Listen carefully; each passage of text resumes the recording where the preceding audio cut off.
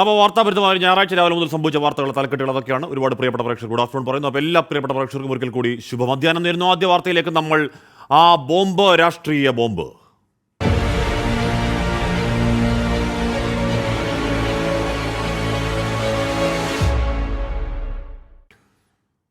കണ്ണൂർ പാനൂർ സ്ഫോടനത്തിൽ പാർട്ടിക്ക് ബന്ധമില്ലെന്ന CPIM വാദം പൊളിയുകയാണ്. സ്ഫോടനത്തിൽ മരിച്ച ഷെറിന്റെ വീട്ടിൽ CPIM പ്രാദേശിക നേതാക്കൾ സന്ദർശനം നടത്തി. ഘടകകക്ഷി MLA KP മോഹനൻ സംസ്കാര ചടങ്ങുകളിൽ പങ്കെടുത്തു. ബോംബ് നിർമ്മിച്ചവരുമായി പാർട്ടിക്ക് ബന്ധമില്ല എന്നാവർത്തിക്കുന്നതിനിടയിലാണ് നേതാക്കളുടെ ഭവന സന്ദർശനം. അതേസമയം പാനൂർ സ്ഫോടനത്തിന്റെ പശ്ചാത്തലത്തിൽ പോലീസ് വ്യാപക റെയ്ഡുകൾ തുടരുകയുമാണ്. പാനൂരിൽ ബോംബ് നിർമ്മിക്കുന്നതിനിടെയുണ്ടായ സ്ഫോടനത്തിലാണ് കൈവേലിക്കൽ സ്വദേശി ഷെറിൻ കൊല്ലപ്പെട്ടത്. ഗുരുതരമായി പരിക്കേറ്റ വിനീഷ് ചികിത്സയിൽ തുടരുന്നു. ബോംബ് നിർമ്മാണത്തിൽ പങ്കാളിത്തമുള്ള 4 പേർ അറസ്റ്റിലുമായി. പാർട്ടിക്ക് യാതൊരു ബന്ധവുമില്ലെന്നാണ് CPIM പ്രാദേശിക ഘടകം മുതൽ സംസ്ഥാന നേതൃത്വം വരെ സ്വീകരിച്ച നിലപാട്. പാനൂർ ഏരിയ കമ്മിറ്റി ഇറക്കിയ വിശദീകരണക്കുറിപ്പിൽ വിനീഷും ഷെറിനും പാർട്ടി പ്രവർത്തകരെയടക്കം ആക്രമിച്ച കേസിൽ പ്രതികളാണെന്നും പരാമർശിച്ചിരുന്നു. എന്നാൽ സംസ്കാര ചടങ്ങിന് തൊട്ടുമുൻപ് CPIM പ്രാദേശിക നേതാക്കൾ ഷെറിന്റെ വീട്ടിലെത്തി. CPIM പാനൂർ ഏരിയ കമ്മിറ്റി അംഗം സുധീർ കുമാർ, ചെറുവാഞ്ചേരി ലോക്കൽ കമ്മിറ്റി അംഗം A അശോകൻ എന്നിവരാണ് മരിച്ച ഷെറിന്റെ കുടുംബാംഗങ്ങളെ സന്ദർശിച്ചത്. കൂത്തുപറമ്പ് MLA KP മോഹനൻ സംസ്കാര ചടങ്ങുകളിലും പങ്കെടുത്തു. KP മോഹൻ MLA അവിടുത്തെ MLA ആണ്, ജനപ്രതിനിധിയാണ്. അദ്ദേഹം പോയിട്ടുണ്ട്. ബന്ധുത്വത്തിന്റെ അടിസ്ഥാനത്തിലോ സുഹൃത്ത് ബന്ധത്തിന്റെ അടിസ്ഥാനത്തിലോ ആരെങ്കിലും പോയിട്ടുണ്ടെങ്കിൽ ഞങ്ങളതിന് മറുപടി പറയേണ്ട ആവശ്യമില്ല. കാരണം ഞങ്ങളതിന് വിലക്കേർപ്പെടുത്തിയിട്ടില്ല. സന്ദർശനത്തെക്കുറിച്ച് അറിയില്ലെന്നും പാർട്ടിക്ക് ബന്ധമില്ലെന്നാവർത്തിച്ചും CPIM സംസ്ഥാന സെക്രട്ടറി MV ഗോവിന്ദൻ. പാർട്ടി തള്ളേണ്ട കാര്യമില്ല. പാർട്ടിയിൽ ഒന്നുമില്ല. പാർട്ടി സഖാക്കളെ തന്നെ ആക്രമിച്ച കേസിലെ പ്രതികളാണ്. പിന്നെ അറിയില്ല, അതെനിക്കറിയില്ല.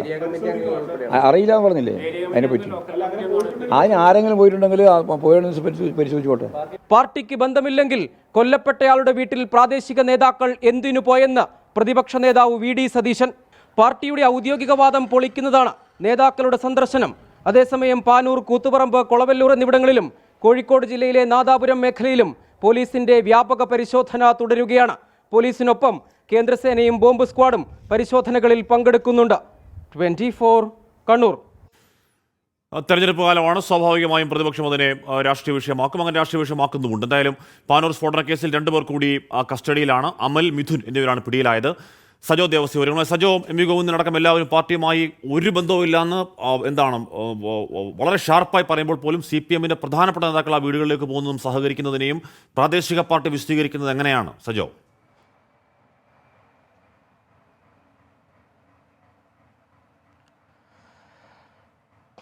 ഹാഷ്മി, ഇത് വെറുമൊരു ബോംബല്ല, അത് രാഷ്ട്രീയ ബോംബാണ് എന്ന് വ്യക്തമാക്കുന്നതാണ്. പാർട്ടി പലതവണ ആദ്യഘട്ടം മുതൽ ആവർത്തിച്ച് പറയുന്നുണ്ട് യാതൊരു ബന്ധവുമില്ല എന്ന്. മാത്രമല്ല, ഇന്ന് CPIM സംസ്ഥാന സെക്രട്ടറി MV ഗോവിന്ദനും അതിന് മുൻപ് ഏരിയ സെക്രട്ടറിയും ഇന്ന് P ജയരാജനും ഒക്കെ ആവർത്തിച്ച് പറയുന്നത് ഞങ്ങളുടെ സഖാക്കളെ ആക്രമിച്ച കേസിലെ പ്രതികളാണവർ. അങ്ങനെയെങ്കിൽ അങ്ങനെ പ്രതികളായവരുടെ വീട്ടിൽ എന്തിനാണ് പാനൂർ ഏരിയ കമ്മിറ്റി അംഗവും ചെറുവാഞ്ചേരി ലോക്കൽ കമ്മിറ്റി അംഗവും ഒക്കെ പോകുന്നത്? അവർ വെറും പ്രാദേശിക നേതാക്കളല്ല, പാർട്ടിയിൽ നല്ല സ്വാധീനമുള്ള ആളുകളാണ്. A അശോകൻ നേരത്തെ BJPയിൽ നിന്ന് CPMലെത്തി. CPMലെ പ്രധാനപ്പെട്ട ചുമതലകളിൽ കർഷക സംഘത്തിന്റെ അടക്കം കമ്മിറ്റികളിലുള്ള ആളാണ്. ചെറുവാഞ്ചേരി ലോക്കൽ കമ്മിറ്റി അംഗമാണ്. സുധീർ കുമാർ പാനൂർ ഏരിയ കമ്മിറ്റി അംഗമാണ്. ഇവർ രണ്ടുപേരും സംസ്കാര ചടങ്ങുകളിലല്ല പങ്കെടുത്തത്. മൃതദേഹം പോസ്റ്റ്മോർട്ടം പൂർത്തിയാക്കി കോഴിക്കോട് നിന്ന് വീട്ടിലേക്ക് എത്തിക്കുന്നതിന് തൊട്ട് മുൻപ് അവർ കുടുംബാംഗങ്ങളെ സന്ദർശിക്കുകയാണ് ചെയ്തത്. അതിൽ പക്ഷേ നേതൃത്വം പറയുന്നത് ആരെങ്കിലും വ്യക്തിപരമായി പോവുകയാണ് ചെയ്തത്, മറ്റ് നേതാക്കൾ ആരും പോയിട്ടില്ല എന്ന തരത്തിലാണ് അവർ വിശദീകരിക്കാൻ ശ്രമിക്കുന്നത്. ഏതെങ്കിലും തരത്തിൽ ബന്ധമൊന്നുമില്ല, ആരെങ്കിലും സ്വന്തം നിലയ്ക്ക് പോയിട്ടുണ്ടോ എന്നതിനെക്കുറിച്ച് അറിവില്ല എന്നൊക്കെ വിശദീകരിക്കാൻ ശ്രമിക്കുന്നു. MLA പക്ഷേ ഘടകകക്ഷി നേതാവാണ്. MLA അവിടുത്തെ മണ്ഡലത്തിൽ ഒരു സംഭവം ഉണ്ടായി, മരണാനന്തര ചടങ്ങ് നടക്കുമ്പോൾ വീട്ടിൽ സാധാരണ MLA മാർ പോകുന്ന പതിവുണ്ട്, ആ നിലയ്ക്ക് പോയി എന്നാണ് അദ്ദേഹം നേരിട്ട് വിശദീകരണത്തിന് അദ്ദേഹത്തെ നമുക്ക് ലഭ്യമായിട്ടില്ല. പക്ഷേ അവിടുത്തെ LDF നേതാക്കൾ വിശദീകരിച്ചത്, P ജയരാജൻ അടക്കം വിശദീകരിച്ചത് MLA എന്ന നിലയ്ക്ക് അദ്ദേഹം അവിടെ പോയിട്ടുണ്ടാവും, അന്തിമോപചാരം അർപ്പിച്ചിട്ടുണ്ടാകുമെന്ന് വിശദീകരിക്കാൻ ശ്രമിക്കുകയാണ്. പക്ഷേ ഈ വിഷയത്തിൽ പാർട്ടിയുടെ വാദങ്ങൾ ഒന്നും നിലനിൽക്കുന്നതല്ല, അതൊക്കെ പൊളിയുന്ന ഘട്ടത്തിലേക്ക് കാര്യങ്ങൾ പോകുന്നു എന്നതാണ്. ഒപ്പം ഇതിൽ വലിയ വിപുലമായ ആസൂത്രണം നടന്നു എന്നതിൻ്റെ തെളിവുകളാണ്. അതിൽ എന്തിനു വേണ്ടി ബോംബ് നിർമ്മിച്ചു, ആർക്ക് വേണ്ടി നിർമ്മിച്ചു, എന്താണ് ലക്ഷ്യം എന്നുള്ള അന്വേഷണത്തിലേക്ക് കാര്യങ്ങൾ പോകാതെ, അതായത് ഗൂഢാലോചനയുടെ കൂടുതൽ തലങ്ങളിലേക്ക് കാര്യങ്ങൾ പോകാതെ പോലീസ് അന്വേഷണം അട്ടിമറിക്കാൻ സാധ്യതയുണ്ടെന്ന രാഷ്ട്രീയ ആരോപണം ആരോപണം ഒരു വശത്ത് നിൽക്കുന്നുണ്ട്. പക്ഷേ അപ്പോഴും ഇതിൽ ഇതുവരെ പോലീസ് ഐഡന്റിഫൈ ചെയ്തിരുന്നത് യഥാർത്ഥത്തിൽ 10 പേരാണ്. 10 പേർ ഉണ്ടായിരുന്നു അവിടെ, കൊല്ലപ്പെട്ട ഷെറിനടക്കം 10 പേർ സംഭവ സ്ഥലത്ത് ഉണ്ടായിരുന്നു എന്നാണ്. പക്ഷേ ഇതിന് കൂടുതൽ പേരുടെ പിന്തുണയും സഹായവും ലഭ്യമായിട്ടുണ്ട് എന്ന വിവരങ്ങൾ പുറത്തു വരുന്നുണ്ട്. ഇതിനിടെ നിലവിൽ പോലീസ് 4 പേരുടെ അറസ്റ്റ് രേഖപ്പെടുത്തിയിട്ടുണ്ട്. 3 പേർ ചികിത്സയിൽ കഴിയുന്നുണ്ട്. ഒരാൾ കൊല്ലപ്പെട്ടു. അതുകൂടാതെ ഇപ്പോൾ 2 പേർ കൂടി, അതായത് ഒരാൾ ഗൂഢാലോചനയിൽ പങ്കാളിത്തമുള്ള ആളാണ്, എല്ലാവരും പാനൂർ സ്വദേശികളാണ്. രണ്ടാമത്തെ ആൾ സംഭവ സ്ഥലത്ത് ഉണ്ടായിരുന്നു എന്ന് പോലീസ് കണ്ടെത്തിയിട്ടുള്ള ആളാണ്. 2 പേരും പാനൂർ സ്വദേശികളാണ്. അമൽ ബാബു, മിഥുൻ പക്ഷേ ബംഗളൂരുവിലാണ്. നേരത്തെയും അവിടെ ചില സംഘർഷങ്ങൾ ഉണ്ടായ ഘട്ടത്തിൽ സാന്നിധ്യം ഉണ്ടായിരുന്ന ആളാണ് മിഥുൻ ബംഗളൂരുവിൽ നിന്ന് തന്നെ ഈ ബോംബ് നിർമ്മാണത്തിന്റെ ഭാഗമായ ആസൂത്രണത്തിൽ പങ്കാളിയായി എന്നതാണ്. അതായത് യഥാർത്ഥത്തിൽ ഇതിന്റെ യഥാർത്ഥ ലക്ഷ്യമെന്ത് എന്ന് പോലീസ് ഔദ്യോഗികമായി വിശദീകരിച്ചിട്ടില്ല. അവിടെയുള്ള ചില സംഘർഷങ്ങളുടെ തുടർച്ചയായ ആസൂത്രണം എന്ന പ്രാഥമിക നിഗമനമാണ് പോലീസ് നേരത്തെ പങ്കുവച്ചത്. പിന്നീട് ഒരു വിശദീകരണത്തിലേക്ക് പോയിട്ടില്ല. അതായത് വളരെ വിശദമായ ഒരു ആസൂത്രണം ഉണ്ടായിരുന്നു. ബോംബുകളുടെ ഒരു ശേഖരം തന്നെ ഉണ്ടാക്കുക, അത് ആക്രമണത്തിനായി ഉപയോഗിക്കുക എന്ന ലക്ഷ്യമുണ്ടായിരുന്നു. കാരണം അങ്ങനെയല്ലെങ്കിൽ ബംഗളൂരുവിൽ നിന്നടക്കം ഈ ബോംബ് നിർമ്മാണത്തിന് വേണ്ടി ഫോൺ വഴിയുള്ള ആശയവിനിമയം അടക്കം ഓൺലൈൻ വഴി ചില സ്ഫോടക വസ്തുക്കൾ ഓർഡർ ചെയ്തതിലടക്കം പങ്കാളിത്തമുണ്ട് എന്നതാണ് മനസ്സിലാക്കുന്നത്. ഇവരെ ചോദ്യം ചെയ്യുന്നുണ്ട്. ഇതുകൂടാതെ ആശുപത്രിയിൽ നിസാര പരിക്കുകളോടെ ചികിത്സയിൽ കഴിയുന്ന 2 പേരുണ്ട്. അവരുടെ മൊഴി രേഖപ്പെടുത്തിയിട്ടുണ്ട്. ഈ അമലിന്റെയും മിഥുന്റെയും, അമൽ ബാബു, മിഥുൻ എന്നിവരുടെ അറസ്റ്റ് ഇന്ന് തന്നെ ഉണ്ടാകുമെന്നാണ് നമ്മൾ കരുതുന്നത്. പാനൂർ പോലീസ് സ്റ്റേഷനിൽ ഇരുവരെയും ചോദ്യം ചെയ്യുന്നുണ്ട്. ACP വേണുഗോപാലിന്റെ നേതൃത്വത്തിലുള്ള സംഘമാണ് ചോദ്യം ചെയ്യുന്നത് തുടരുകയാണ്. അറസ്റ്റിലേക്ക് കടക്കുമെന്നാണ് നമുക്ക് ഇപ്പോൾ ലഭ്യമാകുന്ന വിവരം. ഹാഷ്മി, അപ്പോൾ ആ ബോംബ് അത് രാഷ്ട്രീയ ബോംബായി വികാസം പ്രാപിക്കുകയാണ് എന്ന് പറഞ്ഞാൽ ഒരു തെരഞ്ഞെടുപ്പ് കാലമാണ്. തെരഞ്ഞെടുപ്പ് കാലം അല്ലെങ്കിൽ കൂടിയും എന്തെങ്കിലും ഈ ബോംബിങ്ങനെ ഉണ്ടാക്കി കൂട്ടുന്നത് ഏതെങ്കിലും ചാരിറ്റി പ്രവർത്തനത്തിനല്ല, വിധ്വംസക പണിക്കാണ്. എന്തിനാ ബോംബുണ്ടാക്കി, ആരൊക്കെയാണ് പിന്നിൽ, രാഷ്ട്രീയ ബന്ധമുണ്ടോ തുടങ്ങിയത് അന്വേഷണത്തിൽ വ്യക്തമാകട്ടെ. ഒടുവിൽ അനിതയ്ക്ക് നീതി.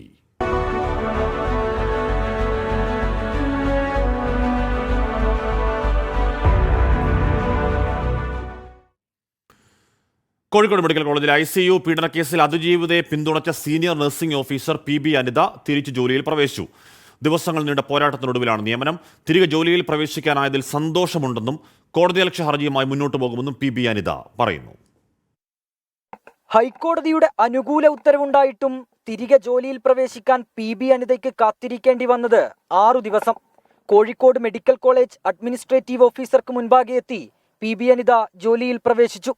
സർക്കാരിന്റെ നിയമന ഉത്തരവ് വൈകിയതിലുള്ള അതൃപ്തി PB അനിത മറച്ചുവെച്ചില്ല. തന്റെ ഭാഗത്ത് വീഴ്ചയുണ്ടെങ്കിൽ കോടതിയിൽ തെളിയിക്കട്ടെ. ഭരണാനുകൂല സംഘടനകളിൽ നിന്ന് പ്രതികാര നടപടി ഉണ്ടാകുമോ എന്ന ആശങ്ക നിലനിൽക്കുന്നതായും PB അനിത പ്രതികരിച്ചു. സർക്കാരിൽ നിന്ന് എനിക്ക് നീതി കിട്ടുമെന്നാണ് ഞാൻ വിചാരിക്കുന്നത്. കാരണം നമ്മുടെ ഹൈക്കോടതി ഉത്തരവിട്ടതാണല്ലോ.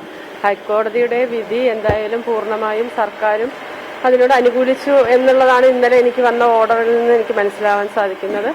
റിവ്യൂ പോയാലും എനിക്ക് നീതി കിട്ടുമെന്ന് തന്നെയാണ് ഞാൻ പ്രതീക്ഷിക്കുന്നത്.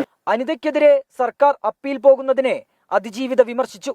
അവര് തെറ്റ് ചെയ്തിട്ടില്ല എന്ന് കോടതിക്ക് മനസ്സിലായതാണ്.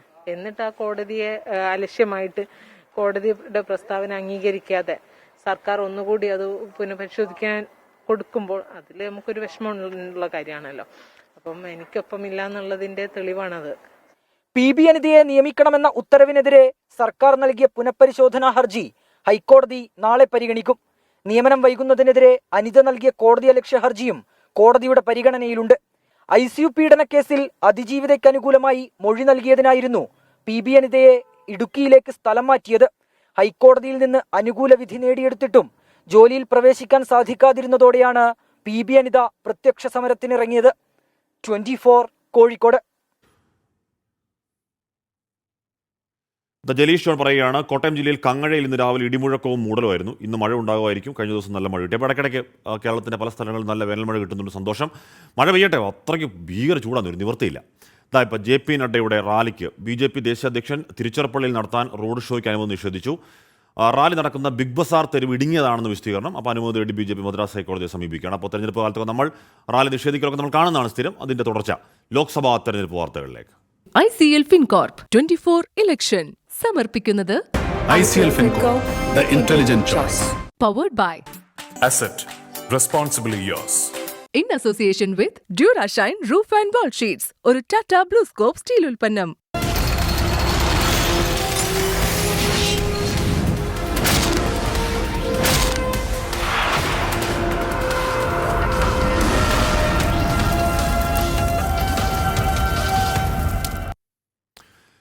പുറത്തിറങ്ങാൻ പറ്റാത്ത കൊടുംചൂടാണെങ്കിലും അതിനു മുകളിൽ നിൽക്കുന്ന വലിയ രാഷ്ട്രീയ പ്രചരണ ചൂട് സംസ്ഥാനത്തെ 20 മണ്ഡലങ്ങളിലും പൊടിപൊടിക്കുകയാണ്. അപ്പോൾ പ്രചാരണം അങ്ങനെ ചൂട് പിടിക്കുന്നതിനിടെ ജനമനസ്സറിഞ്ഞ് 24-ന്റെ പ്രീ പോൾ സർവേ ഇന്നു മുതൽ പ്രേക്ഷകരിലേക്ക് എത്തുകയാണ്. വ്യാഴാഴ്ച രാത്രി 7 മണിക്കാണ്, രാത്രി വരെ 7 മണിക്കാണ് 24 ഇലക്ഷൻ അഭിപ്രായ സർവേ സംപ്രേഷണം ചെയ്യുക. അത് ഇന്നു മുതൽ വ്യാഴാഴ്ച വരെ 20 മണ്ഡലങ്ങളിൽ നിന്ന് ഏറ്റവും മെഗാ സാമ്പിൾ സൈസ് ശേഖരിച്ചാണ് സർവേ പൂർത്തിയായത്. അതുകൊണ്ട് തന്നെ ദിവസങ്ങൾ മാത്രം പോളിംഗ് ബൂത്തിലേക്ക് പോകാൻ കേരളം ബാക്കി നിൽക്കി. അത് ഒരുപക്ഷെ ആധികാരികമാകും. കാര്യം അത്രത്തോളം വലിയ സാമ്പിൾ സർവേയാണ്. പ്രിയപ്പെട്ട പ്രേക്ഷകർ കാണണം എന്ന് അഭ്യർത്ഥിക്കുകയുമാണ്. ബാങ്ക് അക്കൗണ്ടുകൾ മരവിപ്പിച്ചതിനെതിരെ CPIM ഹൈക്കോടതിയെ സമീപിക്കും. പിൻവലിച്ച തുക പോലും ഉപയോഗിക്കരുത് എന്നത് അസാധാരണ നടപടി എന്നാണ് CPIM വിലയിരുത്തൽ. വിഷയത്തിൽ നിയമോപദേശം തേടി എൻഫോഴ്സ്മെന്റ് ഡയറക്ടറേറ്റും ആദായ നികുതി വകുപ്പും ഗുണ്ടായിസം കാണിക്കുകയാണ് എന്ന് MV ഗോവിന്ദൻ കുറ്റപ്പെടുത്തി. EDയെ ക്ഷണിച്ചു വരുത്തിയെന്നായിരുന്നു K മുരളീധരന്റെ പരിഹാസം. പ്രധാനമന്ത്രി നരേന്ദ്രമോദിയെ തന്നെ കരുവന്നൂരിലെത്തിച്ച വിഷയം ദേശീയ തലത്തിൽ ചർച്ചയാക്കാനുള്ള BJP നീക്കത്തിനും കോൺഗ്രസ് വിമർശനങ്ങൾക്കുമിടെയാണ് CPIMന്റെ പ്രതിരോധം. ബാങ്ക് അക്കൗണ്ട് മരവിപ്പിച്ചതിനു പിന്നാലെ പിൻവലിച്ച തുക പോലും ഉപയോഗിക്കരുതെന്ന ആദായ നികുതി വകുപ്പിന്റെ നിർദ്ദേശം അസാധാരണ നടപടിയെന്നാണ് CPIM വിമർശനം. കോടതിയിൽ കേന്ദ്ര ഏജൻസികൾക്ക് തിരിച്ചടിയുണ്ടായാൽ രാഷ്ട്രീയ വേട്ടയെന്ന CPIM നിലപാട് പൊതുജനം ശരിവെക്കുമെന്ന വിലയിരുത്തലിലാണ് പാർട്ടി നേതൃത്വം. എൻഫോഴ്സ്മെന്റ് ഡയറക്ടറേറ്റും ആദായ നികുതി വകുപ്പും CPIMനോട് ഗുണ്ടായിസം കാണിക്കുകയാണെന്ന് സംസ്ഥാന സെക്രട്ടറി MV ഗോവിന്ദൻ. ഈ EDയും അതുപോലെ തന്നെ ഇൻകം ടാക്സും ഒരുതരം ഗുണ്ടായിസമാണ് CPIMനെതിരായിട്ട് ഇപ്പോൾ നടത്തിക്കൊണ്ടിരിക്കുന്നത്. നിയമപരമായ കാര്യങ്ങളെല്ലാം വിട്ട് പാർട്ടിയെ ഭയപ്പെടുത്താൻ വേണ്ടിയിട്ടുള്ള ശ്രമമാണ് നടത്തുന്നത്. അത് നിയമപരമല്ലാതെ എല്ലാറ്റിനെയും നിയമപരമായി കൈകാര്യം ചെയ്യുക എന്നുള്ളത് തന്നെയാണ് ഉദ്ദേശിക്കുന്നത്. കരുവന്നൂരിൽ EDയെ CPIM ക്ഷണിച്ചു വരുത്തിയതെന്ന് K മുരളീധരൻ. ഈ ബാങ്കിൽ ഈ കവർച്ച നടത്തിയില്ലായിരുന്നെങ്കിൽ ED വരില്ലായിരുന്നു. ഏതായാലും EDയെ വിളിച്ചു വരുത്തി ഇപ്പോൾ ഒരു കോംപ്രമൈസ് നടക്കുകയാണ് മുഖ്യമന്ത്രി. സംഘിത്തലവനായി കേരളത്തിൽ പിണറായി മാറിയിരിക്കുക. കരുവന്നൂർ കേസിൽ CPIM ജില്ലാ സെക്രട്ടറി MM വർഗീസിനും PK ബിജുവിനും നാളെ ഹാജരാകാൻ ED നിർദ്ദേശം നൽകിയിട്ടുണ്ട്. 24 തൃശൂർ. അപ്പോൾ അതും പുതിയൊരു രാഷ്ട്രീയ വിഷയമായി, പ്രചരണ വിഷയമായി അക്കൗണ്ട് മരവിപ്പിക്കൽ. കോൺഗ്രസിന്റെ അക്കൗണ്ടൊക്കെ മരവിപ്പിച്ചതിന് തുടർച്ചയാണ് എന്ന് ആരോപിക്കുന്നത്, രാഷ്ട്രീയ വേട്ടയാണെന്ന് ആരോപിക്കുന്നു CPM. അതപ്പോൾ അങ്ങനെ മുന്നോട്ടേക്ക് പോവുകയാണ്. അതേസമയം കോട്ടയത്തേക്ക് വന്നാൽ അവിടെ കലുഷിതമാണ്. പാർട്ടി വിട്ട സജി മഞ്ഞക്കടമ്പലിനെ അനുനയിപ്പിക്കാൻ നീക്കവുമായി കേരള കോൺഗ്രസിലെ മുതിർന്ന നേതാക്കൾ. UDF നേതാക്കളുടെ നിർദ്ദേശപ്രകാരമാണ് അനുനയ ചർച്ചകൾ നടക്കുന്നത്. തിരുവഞ്ചൂർ രാധാകൃഷ്ണനും CP ജോണും സജിയുമായി സംസാരിക്കുകയാണ്. പുതിയ രാഷ്ട്രീയ തീരുമാനം പിന്നീട് എടുക്കുമെന്നും സജി മഞ്ഞക്കടമ്പിൽ പറയുന്നു. സജിയെ പ്രശംസിച്ച് ജോസ് കെ മാണി രംഗത്തെത്തി. തെരഞ്ഞെടുപ്പ് നടക്കുന്ന പശ്ചാത്തലത്തിൽ സജി മഞ്ഞക്കടമ്പിലിന്റെ രാജി ഒഴിവാക്കേണ്ടതായിരുന്നുവെന്നാണ് UDF നേതാക്കൾ പറയുന്നത്. അതുകൊണ്ട് തന്നെ പ്രശ്നം ഉടൻ പരിഹരിക്കാൻ കേരള കോൺഗ്രസ് നേതൃത്വത്തോട് ആവശ്യപ്പെടുകയും ചെയ്തു. ഇതോടെയാണ് അനുനയ നീക്കങ്ങൾ സജീവമായത്. പാർട്ടിയിലെ മുതിർന്ന നേതാക്കൾ തന്നെയാണ് സജീവമായി ചർച്ചകൾ നടത്തുന്നത്. PJ ജോസഫും വിഷയത്തിൽ ഇടപെട്ടിട്ടുണ്ട്. എന്നാൽ എടുത്ത തീരുമാനത്തിൽ നിന്ന് പിന്നോട്ടില്ലെന്നാണ് സജി മഞ്ഞക്കടമ്പിൽ പറയുന്നത്. എടുത്ത തീരുമാനം തീർച്ചയായിട്ടും തെറ്റാണെന്ന് എനിക്ക് തോന്നുന്നില്ല. അപ്പോൾ എന്നെ ആ തീരുമാനമെടുത്ത ശേഷം കേരളത്തിലെ പല രാഷ്ട്രീയ നേതാക്കന്മാരും VN വാസവൻ അടക്കം PC George, Jose K Mani അടക്കം ഈ സംസ്ഥാനത്തെ പ്രധാന രാഷ്ട്രീയ കക്ഷി നേതാക്കൾ പലരും എന്നെക്കുറിച്ച് നല്ല വാക്കുകൾ പറഞ്ഞതിൽ എനിക്ക് സന്തോഷമുണ്ട്. ഏതായാലും ഞാൻ പുതിയൊരു രാഷ്ട്രീയ തീരുമാനം എടുത്തിട്ടില്ല. അതേസമയം സജി മഞ്ഞക്കടമ്പിലിനെ പ്രശംസിച്ച് ജോസ് കെ മാണി രംഗത്തെത്തി. സജി മികച്ച നേതാവാണെന്ന് പറഞ്ഞ ജോസ് കെ മാണി പാർട്ടിയിലേക്ക് വരാൻ രാഷ്ട്രീയ തീരുമാനമെടുത്താൽ ചർച്ച ചെയ്യുമെന്നും പറഞ്ഞു. തീർച്ചയായും സജിമോൻ നല്ലൊരു പ്രവർത്തകനാണ്, നല്ല സംഘാടകനാണ്, അവർക്ക് വേണ്ടി ഏറ്റവും കൂടുതൽ ത്യാഗം ചെയ്ത് ഓടിയ ആളാണ്. അതുപോലും വകവെക്കാതെ പോയി എന്ന് പറയുമ്പോൾ തീർച്ചയായും അവരുടെ പാർട്ടിക്കകത്തുള്ള ഒരു വിഷയം തന്നെയാണ്. ഈ പറഞ്ഞ രാജിവെച്ച വ്യക്തി അദ്ദേഹത്തിൻ്റെ ഒരു തീരുമാനം വേണം. അത് കഴിഞ്ഞിട്ട് വേണ്ടേ നമ്മുടെ ആലോചനകളിലേക്ക് വരട്ടെ.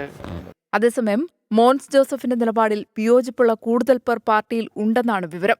വരും ദിവസങ്ങളിൽ ഇവരും രാജിവെച്ചേക്കുമെന്നാണ് സൂചന. 24 കോട്ടയം. അപ്പോൾ അതാണ് എന്ന് പറഞ്ഞാൽ ഇലക്ഷൻ്റെ മൂർധന്യ സമയത്ത് പാർട്ടിയിലെ പ്രധാനപ്പെട്ട നേതാവ് പോവുക എന്ന് പറയുന്നവർക്ക് നല്ലതല്ല. അപ്പോൾ എങ്ങനെയെങ്കിലും അനുനയിപ്പിച്ച് ഇലക്ഷൻ കഴിയുന്നത് വരെയെങ്കിലും ക്യാമ്പിൽ പിടിച്ചു നിർത്തുക എന്നുള്ളത് അവരുടെ രാഷ്ട്രീയ ആവശ്യമാണ്. നീക്കങ്ങൾ നടക്കുകയുമാണ്. എന്തായാലും സാമൂഹ്യ സുരക്ഷാ ക്ഷേമനിധി പെൻഷന് 2 ഗഡു കൂടി ചൊവ്വാഴ്ച മുതൽ വിതരണം ചെയ്യും. 3200 രൂപ വീതമാണ് ലഭിക്കുക. വിവരങ്ങളുമായി VA ഗിരീഷ്. ഗിരീഷ്, ഇനിയും 5 ഗഡുവാണ് പൂർത്തിയാകാനുള്ളത്. അതിൽ 2 ഗഡു കൊടുക്കുക എന്നാണ് ഉദ്ദേശം, അല്ലേ? ഹാഷ്മി, ഇക്കാര്യത്തിൽ നേരത്തെ തന്നെ സർക്കാർ തീരുമാനം പ്രഖ്യാപിച്ചിരുന്നതാണ്. മാത്രമല്ല ഇത് സംബന്ധിച്ച ഉത്തരവും തെരഞ്ഞെടുപ്പ് പ്രഖ്യാപനത്തിന് മുമ്പ് തന്നെ സർക്കാർ പുറത്തിറക്കുകയും ചെയ്തിരുന്നു. സാമൂഹ്യ സുരക്ഷാ പെൻഷനും അതോടൊപ്പം തന്നെ ക്ഷേമനിധി പെൻഷനും 2 ഗഡു കൂടി നൽകുക എന്നുള്ളതാണ് ഇപ്പോൾ തീരുമാനിച്ചിരിക്കുന്നത്. ചൊവ്വാഴ്ച മുതൽ ഇതിൻ്റെ വിതരണം ആരംഭിക്കും എന്നുള്ളതാണ് ധനവകുപ്പ് ഇപ്പോൾ വ്യക്തമാക്കുന്നത്. കാരണം ഈ ഉത്സവ സമയം, ഈസ്റ്റർ, അതോടൊപ്പം തന്നെ റംസാൻ തുടങ്ങിയ സമയങ്ങളിലായിട്ട് മൊത്തത്തിൽ 3200 രൂപ ജനങ്ങളുടെ കൈകളിലേക്ക് എത്തിക്കുക എന്നുള്ളതായിരുന്നു സർക്കാർ ലക്ഷ്യമിട്ടത്. 1 ഗഡു കഴിഞ്ഞ മാസം നൽകിയിരുന്നു. ബാക്കിയുള്ള 2 ഗഡുവാണ് ഇപ്പോൾ നൽകാൻ തീരുമാനിച്ചിരിക്കുന്നത്.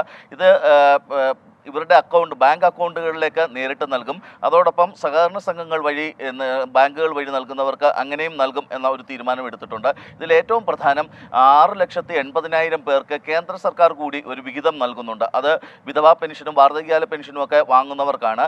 ഈ കേന്ദ്ര സർക്കാർ നൽകേണ്ട വിഹിതം കൂടി സംസ്ഥാന സർക്കാർ ഇപ്പോൾ 2 ഗഡുവിന് മുൻകൂർ അനുവദിക്കുകയും ചെയ്തിട്ടുണ്ട്. ഇത്തരത്തിലാണ് ചൊവ്വാഴ്ച മുതൽ ക്ഷേമ പെൻഷൻ വിതരണം നടത്തുന്നതിനുള്ള ഒരു തീരുമാനം സർക്കാരിൻ്റെ ഭാഗത്തു നിന്നുണ്ടായിരിക്കുന്നത്. ഹാഷ്മി, ഓക്കെ, കഴിഞ്ഞ വർഷം ഏപ്രിൽ മുതൽ കേന്ദ്ര സർക്കാർ പെൻഷൻ വിഹിതം മുടക്കുകയാണെന്ന ആരോപണമല്ല, മുടക്കുന്നുണ്ട്. അപ്പോൾ അതുകൂടി ചേർത്ത് മുൻകൂറായി സംസ്ഥാന സർക്കാർ കൊടുക്കുന്നു എന്ന് പറഞ്ഞാൽ മൊത്തം 7 മാസം, അതിൽ 1 ഗഡു കഴിഞ്ഞ മാസം കൊടുത്തു. ഇപ്പോൾ 2 മാസം കൊടുത്താലും ബാക്കി 5 മാസം പെൻഷൻ കുടിശ്ശികയാണ് കേട്ടോ. അപ്പോൾ തെരഞ്ഞെടുപ്പ് വരുന്നു. അപ്പോൾ സാമൂഹികക്ഷേമ പെൻഷന് വലിയ വിവാദങ്ങളൊക്കെ ഉയരുന്ന പശ്ചാത്തലത്തിൽ കൂടിയാവണം ആ തീരുമാനപ്പെട്ട നടക്കട്ടെ. എന്തായാലും അത്രത്തോളം പൈസയ്ക്ക് അത്യാവശ്യമുള്ള ആൾക്കാർക്ക് ആ പൈസ ഏത് സാഹചര്യം കിട്ടുന്ന അത്രയും നല്ലതാണ്.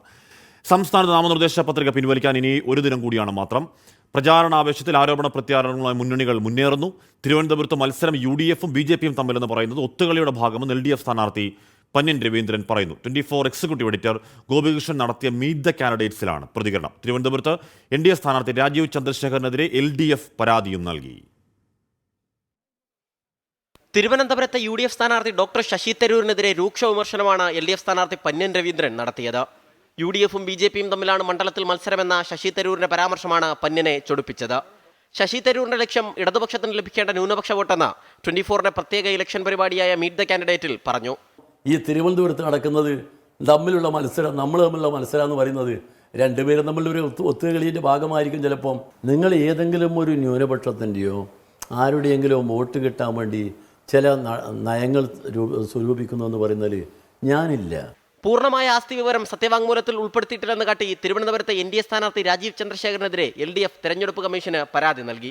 UDF MPമാർ വാ തുറന്നാൽ കേരളത്തിനെതിരാണ് പറയുന്നതെന്ന് മുഖ്യമന്ത്രി ആരോപിച്ചു. ഏതെങ്കിലും ഘട്ടത്തിൽ ഇവിടുത്തെ കോൺഗ്രസ്സുകാര് കേന്ദ്ര ഗവൺമെന്റ് സ്വീകരിക്കുക തെറ്റാണെന്ന് പറയാൻ തയ്യാറായോ?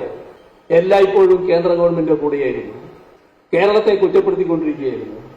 ന്യൂനപക്ഷങ്ങൾക്ക് സമാധാനം നൽകുകയും ജനാധിപത്യവും ഭരണഘടനയും സംരക്ഷിക്കുകയും ചെയ്യുന്നവർക്ക് വോട്ട് ചെയ്യണമെന്ന ആഹ്വാനവുമായി കേരള മുസ്ലിം ജമാഅത്ത് ജനറൽ സെക്രട്ടറി ഖലീലുൽ ബുഖാരി തങ്ങൾ രംഗത്തെത്തി. സമൂഹത്തിന്റെ ന്യൂനപക്ഷങ്ങളെ ചിതറി ആദി ഭിന്നിപ്പുണ്ടാക്കുന്നവർക്കല്ല, ന്യൂനപക്ഷങ്ങൾക്ക് ഐക്യവും സമാധാനവും നൽകുന്ന കക്ഷികൾക്ക് നിങ്ങളുടെ വോട്ടവകാശം നിങ്ങൾ രേഖപ്പെടുത്തണം എന്നുണർത്തുകയാണ്. നാളെ വൈകുന്നേരം നാമനിർദ്ദേശ പത്രിക പിൻവലിക്കുന്നതിനുള്ള സമയം കഴിയുന്നതോടെ സംസ്ഥാനത്ത് സ്ഥാനാർത്ഥികളുടെ അന്തിമ ചിത്രം വ്യക്തമാകും. വിവിധ ബ്യൂറോകൾക്കൊപ്പം 24 തിരുവനന്തപുരം. അപ്പോൾ അങ്ങനെ കൊണ്ടും കൊടുത്തും മുന്നേറ്റമാണ് പ്രചരണം. 24 തെരഞ്ഞെടുപ്പ് സംവാദ പരിപാടി ഇവിടെ രാഷ്ട്രീയം പറയാം. ഇന്ന് എറണാകുളം മണ്ഡലത്തിലാണ്. വൈകിട്ട് 4 മുതൽ 5 വരെ ഹൈക്കോർട്ട് ജംഗ്ഷനിലെ വഞ്ചി സ്ക്വയറിലാണ് പരിപാടി. S. വിജയകുമാറുണ്ട്. പ്രധാനപ്പെട്ട മുന്നണികളുടെ 3 സ്ഥാനാർത്ഥികൾ, പ്രിയപ്പെട്ട എറണാകുളത്തുകാർ, രാഷ്ട്രീയമുള്ളവർ ഇല്ലാത്തവരൊക്കെ അങ്ങോട്ടേക്ക് എത്തും എന്നതാണ് പ്രതീക്ഷ. നല്ല ചൂടൊക്കെ ആണെങ്കിൽ കൂടി അതിലും വലിയ രാഷ്ട്രീയ ചൂടായത് കാരണം ഒരു പൊടിപൂരം ചർച്ച നമുക്ക് 4-5 അവിടെ നിന്ന് പ്രതീക്ഷിക്കുകയും ചെയ്യാം. BJP ദേശീയ അധ്യക്ഷൻ തിരുച്ചിറപ്പള്ളിയിൽ നടത്താൻ റോഡ് ഷോയ്ക്ക് അനുമതിയില്ല. തെരഞ്ഞെടുപ്പ് കമ്മീഷൻ പോലീസുമാണ് അനുമതി നിഷേധിച്ചത്. BJP മദ്രാസ് ഹൈക്കോടതിയെ സമീപിച്ചു. മനേഷ് മൂർത്തി വിവരങ്ങളുമായി. മനേഷ്, ഒരു രാഷ്ട്രീയ പ്രചരണ വിഷയമാകാൻ പോകുന്നോ ആ റോഡ് ഷോയ്ക്കുള്ള അനുമതി നിഷേധിക്കൽ?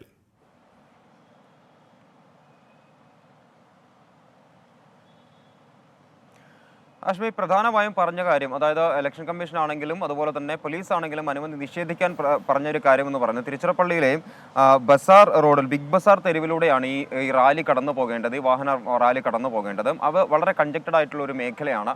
അതുകൊണ്ട് അനുമതി നിഷേധിക്കുന്നു, അനുമതി നൽകാൻ കഴിയില്ല എന്നുള്ളതാണ് പോലീസും അതുപോലെ തന്നെ ഈ തെരഞ്ഞെടുപ്പ് കമ്മീഷനും അറിയിച്ചിട്ടുള്ളത്. അതിനെതിരെ എന്തായാലും മദ്രാസ് ഹൈക്കോടതിയുടെ മധുര ബെഞ്ചിനെ സമീപിച്ചിട്ടുണ്ട്. ഇപ്പോൾ BJP വളരെ വേഗത്തിൽ ഈ ഹർജി പരിഗണിക്കണമെന്നുള്ളൊരു ആവശ്യവും BJPയുടെ ഭാഗത്തു നിന്നുമുണ്ട്. കാരണം ഇന്നിപ്പോൾ രാവിലെ അരിയല്ലൂരിൽ അദ്ദേഹത്തിന്റെ റാലി ഉണ്ടായിരുന്നു. അതിനുശേഷം ഇന്നിപ്പോൾ 12:30 കൂടിയാണ് ഈ പറഞ്ഞ തിരുച്ചിറപ്പള്ളിയിലെ റാലി നേരത്തെ സമയം പ്രഖ്യാപിച്ചിരുന്നത്. പക്ഷേ എന്തായാലും അതിപ്പോൾ നടക്കുമോ ഇല്ലയോ എന്ന കാര്യത്തിൽ ഇപ്പോഴും തർക്കമാണ്. കാരണം ഇനിയിപ്പോൾ കോടതി ആ കേസ് പരിഗണിക്കണം. കേസ് പരിഗണിച്ചത് ഏത് രീതിയിൽ രീതിയിലാണ് അതിൻ്റെ വിധി വരിക എന്നുള്ളത് അറിയില്ല. എന്തായാലും തമിഴ്നാട്ടിൽ തന്നെ ഉണ്ട് JP നദ്ദ. അദ്ദേഹം എന്തായാലും ഈ പരിപാടിയുടെ കാര്യത്തിൽ ഒരു കോടതിയിൽ നിന്നും ഒരു ഉത്തരവ് വന്നതിന് ശേഷം മാത്രമേ തിരികെ പോവുകയുള്ളൂ എന്നുള്ളതാണ് നമുക്ക് മനസ്സിലാക്കാൻ സാധിക്കുന്നത്. എന്തായാലും ഇന്ന് ഉച്ചയ്ക്ക് 12:30 മണിക്കാണ് റാലി തീരുമാനിച്ചിരുന്നത്. എന്തായാലും അതിനുള്ള അനുമതിയാണ് നിലവിൽ ഇപ്പോൾ നിഷേധിച്ചിരിക്കുന്നത്. ഹാഷ്മി. യെസ്, മനേഷ് മൂർത്തിയാണ് ആ വാർത്തയുടെ വിവരങ്ങൾ നൽകിയത്. അപ്പോൾ അത് സ്വാഭാവികമായും രാഷ്ട്രീയ പ്രചരണ വിഷയമൊക്കെ ആവും. അപ്പോൾ ഇനി കോടതിയുടെ തീരുമാനം എന്ന് വെയിറ്റ് ചെയ്യണം. അപ്പോൾ നമ്മൾ നേരത്തെ കണ്ടതാണ് അരുണാചൽ പ്രദേശിലെ മലയാളികളുടെ മരണത്തിലെ ദുരൂഹതയുടെ ഒരു കൂടാരം. അതിലേക്ക് നയിച്ചത് അന്ധവിശ്വാസമാണെന്ന് വ്യക്തമാക്കുന്ന കൂടുതൽ തെളിവുകൾ പോലീസിന് കിട്ടി. എന്തൊക്കെയാണെന്ന് കാണാം. ഇപ്പോൾ നമ്മുടെ വാർത്തായാത്രകൾ തുടരുകയാണ്. ചെന്നൈയിൽ ട്രെയിനിൽ 4 കോടി രൂപ കടത്തിയ BJP സ്ഥാനാർത്ഥിയുടെ ബന്ധുവും ജീവനക്കാരും പിടിയിൽ. BJP തിരുനെൽവേലി സ്ഥാനാർത്ഥി നൈനാർ നാഗേന്ദ്രന്റെ ബന്ധുവും ജീവനക്കാരുമാണ് പിടിയിലായത്. വോട്ടർമാർക്ക് വിതരണം ചെയ്യാനായി എത്തിച്ച പണമാണ് എന്നാണ് പോലീസിന്റെ പ്രാഥമിക നിഗമനം. തിരുനെൽവേലി എക്സ്പ്രസിൽ നിന്ന് ഇന്ന് രാവിലെയാണ് പണം പിടികൂടിയത്. രഹസ്യ വിവരത്തിന്റെ അടിസ്ഥാനത്തിൽ പോലീസും തെരഞ്ഞെടുപ്പ് ഫ്ലൈയിംഗ് സ്ക്വാഡും ചേർന്നാണ് പരിശോധന നടത്തിയത്. ചെന്നൈയിൽ നിന്നും തിരുനെൽവേലിക്ക് പോവുകയായിരുന്ന ട്രെയിൻ താമ്പരം റെയിൽവേ സ്റ്റേഷനിലെത്തിയപ്പോഴായിരുന്നു പരിശോധന. പെട്ടികളിലായി ഒളിപ്പിച്ച നിലയിലായിരുന്നു പണം. കേസിൽ നൈനാർ നാഗേന്ദ്രന്റെ ചെന്നൈയിലെ ഹോട്ടലിലെ ജീവനക്കാരായ സതീഷ്, നവീൻ, പെരുമാൾ എന്നിവരെയാണ് അറസ്റ്റ് ചെയ്തത്. ഇതിൽ സതീഷ് നൈനാർ നാഗേന്ദ്രന്റെ ബന്ധുവാണെന്ന് പോലീസ് അറിയിച്ചു. വോട്ടർമാർക്ക് വിതരണം ചെയ്യാനായി എത്തിച്ച പണമാണെന്നാണ് പോലീസിന്റെ പ്രാഥമിക വിലയിരുത്തൽ. 24 ചെന്നൈ. അപ്പോൾ നമ്മൾ നേരത്തെ പറഞ്ഞ വാർത്ത അരുണാചൽ പ്രദേശിലെ മലയാളികളുടെ മരണത്തിലേക്ക് നയിച്ചത് അന്ധവിശ്വാസമാണെന്ന് വ്യക്തമാക്കുന്ന കൂടുതൽ തെളിവുകൾ പോലീസിന്. നവീന്റെ കാറിൽ നിന്ന് കത്തികളും അന്യഗ്രഹ ജീവിയുടെ ചിത്രങ്ങളും കണ്ടെടുത്തു. അരുണാചൽ യാത്രയ്ക്ക് മുൻപ് തിരുവനന്തപുരം വിമാനത്താവളത്തിൽ ഉപേക്ഷിച്ച കാറിലാണ് തെളിവുകൾ കണ്ടെത്തിയത്. ഡോൺ ബോസ്കോ എന്ന പേരിൽ ഇമെയിൽ അയച്ചത് നവീൻ എന്നും സൂചന കിട്ടിയിട്ടുണ്ട്. അരുണാചൽ പ്രദേശിലേക്കുള്ള യാത്രയ്ക്ക് മുൻപ് തിരുവനന്തപുരം വിമാനത്താവളത്തിൽ ഉപേക്ഷിച്ച കാറിൽ നിന്നുമാണ് നിർണായക വിവരങ്ങൾ ലഭിച്ചത്. കത്തികളും അന്യഗ്രഹജീവിയുടെ ചിത്രങ്ങളും ക്രിസ്റ്റലുകളും കാറിൽ നിന്നും പോലീസ് കണ്ടെത്തി. ആര്യയുടെ ഇമെയിലുകളിൽ ഈ കാര്യങ്ങളെക്കുറിച്ചുള്ള വിവരങ്ങൾ ഉണ്ടായിരുന്നു. ആര്യയ്ക്ക് വന്ന ഇമെയിലുകൾ അയച്ചതാരെന്നത് സംബന്ധിച്ച് നിർണായക വിവരങ്ങൾ പോലീസിന് ലഭിച്ചിട്ടുണ്ട്. നവീനാണ് മെയിലുകൾക്ക് പിന്നിലെന്നാണ് പോലീസിന് ലഭിച്ചിരിക്കുന്ന സൂചന. ഗൂഗിളിൽ നിന്നും ഇത് സംബന്ധിച്ച അന്വേഷണ സംഘത്തിന് മറുപടി ലഭിച്ചു. ജീവൻ ഒടുക്കുന്നതിന് മുൻപ് നവീനും ദേവിയും ആര്യയും ഓൺലൈൻ വഴി മറ്റാരെങ്കിലുമായി സംവദിച്ചിട്ടുണ്ടോ എന്നുള്ളതടക്കം പോലീസ് പരിശോധിച്ച് വരികയാണ്. നവീനിന്റെ കോട്ടയത്തെ വീട്ടിൽ ഇന്നലെ അന്വേഷണ സംഘം പരിശോധന നടത്തിയിരുന്നു. തുടരന്വേഷണത്തിന് സഹായകരമാകുന്ന ഇലക്ട്രോണിക് ഡിവൈസുകൾ ഉൾപ്പെടെ ശേഖരിക്കുകയായിരുന്നു പോലീസിന്റെ ലക്ഷ്യം. 24 തിരുവനന്തപുരം. എന്തൊക്കെയാണോ ഏത് ലോകത്ത് എങ്ങനെയൊക്കെ ജീവിക്കുന്ന മനുഷ്യരാണെന്ന് അറിഞ്ഞുകൂടാ. ഇതൊക്കെ കാണുക, അത് ഡൗൺലോഡ് ചെയ്യുക, അന്യഗ്രഹത്തിലേക്ക് മനുഷ്യരെ മൊത്തം കൊണ്ടുപോകുന്ന പഠിക്കുക, അത് വിശ്വസിക്കുക. അതിന് പ്രകാരം എന്ന് പറഞ്ഞാൽ ഏതോ ലോകം എന്നേ പറയാനുള്ളൂ. ഒരു മരണം 14 വർഷങ്ങൾക്ക് ശേഷം അത് കൊലപാതകമാണെന്ന് തെളിയുന്നു. പിന്നെയും 1 കൊല്ലം കടന്നുപോയിട്ടും കൊലയാളി കാണാമറയത്ത്.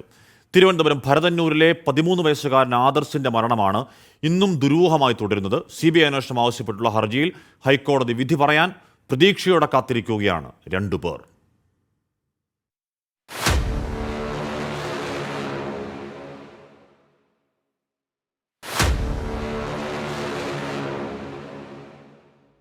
ഒരു മനുഷ്യായുസ്സിലെ 15 വർഷം ഒരൊറ്റ കാര്യത്തിന് വേണ്ടിയുള്ള കാത്തിരിപ്പ്. മകൻ എന്ത് സംഭവിച്ചു? മകനെ കൊലപ്പെടുത്തിയതാര്? ആ തീരാ നോവ് ഇപ്പോഴും ഒടുങ്ങിയിട്ടില്ലെങ്കിൽ കുറ്റക്കാർ സർക്കാരാണ്. നമ്മുടെ വീട്ടിൽ നിന്ന് 13.5 വയസ്സായപ്പോൾ പാല് വാങ്ങാൻ ഇറങ്ങി പോയതല്ലേ, അമ്മ ഒന്നും ചെയ്തില്ലല്ലോ. 28 വയസ്സ് ഇപ്പോൾ കഴിഞ്ഞ് 29ാമത്തെ വയസ്സായിരുന്നു. 2009 ഏപ്രിൽ 5 പാല് വാങ്ങാൻ അമ്മയുടെ മുന്നിൽ നിന്ന് പോയതാണ് 13 വയസ്സുകാരൻ ആദർശ്. പിന്നെ കണ്ടത് ജീവനറ്റ് വീടിന് സമീപത്തെ വയൽക്കുളത്തിൽ. മുങ്ങിമരണമെന്ന് പോലീസ് കേസ് അവസാനിപ്പിച്ചു. മാതാപിതാക്കളുടെ പരാതിയിൽ 2010 അന്വേഷണം ക്രൈംബ്രാഞ്ചിന് കൈമാറി. കുളം വറ്റിച്ച് പരിശോധന നടത്തി. കിട്ടിയത് ഒരു മൺവെട്ടി മാത്രം. അതുകൊണ്ട് മറ്റൊരു തുമ്പും ചികഞ്ഞെടുക്കാൻ കഴിഞ്ഞില്ല. ആദർശിനെ കൊലപ്പെടുത്തി ഉപേക്ഷിച്ച കുളം പോലും ഇന്നില്ല. അന്ന് ശേഖരിച്ച തെളിവുകളിലാണ് ഇന്നും ഏജൻസികളുടെ അന്വേഷണം. ആദ്യഘട്ടത്തിലെ തെളിവ് ശേഖരണത്തിലടക്കം വീഴ്ചയുണ്ടായി. 2019 ഒക്ടോബർ 14 റീപോസ്റ്റ്മോർട്ടം. ആദർശിന്റെ ശവക്കല്ലറ തുറന്ന് മൃതദേഹാവശിഷ്ടങ്ങൾ പുറത്തെടുത്ത് പരിശോധിച്ചു. കുട്ടിയുടെ തലയോട്ടി തകർന്നിരുന്നെന്നും നട്ടെല്ലിന് ക്ഷതമേറ്റെന്നും കണ്ടെത്തിയതോടെ കൊലപാതകമെന്നുറപ്പിച്ചു. ശ്വാസകോശത്തിൽ കുളത്തിലെ വെള്ളമില്ലായിരുന്നു. വെള്ളത്തിൽ കിടന്ന ഒരു ബോഡിയിൽ അവിടുത്തെ വെള്ളം ഉണ്ടായില്ലെങ്കിൽ മരിച്ചതിന് ശേഷം കൊണ്ടിട്ടൊന്നും തെളിവാണ്. പോലീസ് വീഴ്ചയുടെ ഗുണം പറ്റി 14 വർഷമായി കൊലയാളി സമൂഹത്തിൽ വിലസി നടക്കുകയാണ്. ക്രൈംബ്രാഞ്ചിനും എങ്ങുമെത്താൻ കഴിയാതായതോടെ മാതാപിതാക്കൾ CBI അന്വേഷണം ആവശ്യപ്പെട്ട് ഹൈക്കോടതിയെ സമീപിച്ചു. ഹർജിയിൽ അടുത്തയാഴ്ച ഹൈക്കോടതി ഉത്തരവ് പറയും. എന്ന് എൻ്റെ അവസാനം ഉണ്ടാവണം, അന്ന് കേസ് അവസാനിക്കാനേ പറ്റുള്ളൂ. കാര്യം പിന്നെയും പോകാൻ പറ്റില്ല. ഞങ്ങൾ 2 പേരെയും മരണം വരെ ഞങ്ങൾ പൊരുതും. കാണാമറയത്ത് അയാൾ തന്നെ ഉണ്ട്. ഞാൻ വിശ്വസിക്കുന്ന ഇപ്പോഴും ജീവിച്ചിരിക്കുന്നു. ആദർശിന്റെ കൊലപാതകി നാട്ടിലെവിടെയോ സ്വസ്ഥമായി ജീവിക്കുന്നുണ്ടാവാം. 2 മനുഷ്യരുടെ ഇച്ഛാശക്തി, അതിന്റെ അവസാന പ്രതീക്ഷയാണ് CBI അന്വേഷണം. അതിലും ഫലമുണ്ടായില്ലെങ്കിൽ ആ കാത്തിരിപ്പ് അവസാന ശ്വാസം വരെ തുടരും. ക്യാമറമാൻ നന്ദകിഷോറിനൊപ്പം ഷഫീദ് റാവുത്തർ, 24 തിരുവനന്തപുരം.